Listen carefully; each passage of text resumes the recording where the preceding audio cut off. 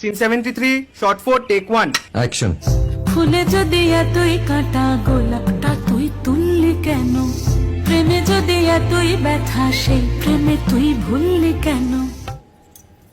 কি গো ডাইরেক্টর সাহেব, আমি তো 60 বলে দিয়েছি, কাট তো আর বলতে পারি না, এবার তুমি কাটটা বলো। Got it. Excellent shot, excellent. Madam আপনার সাথে একজন দেখা করতে এসেছে। বসুন।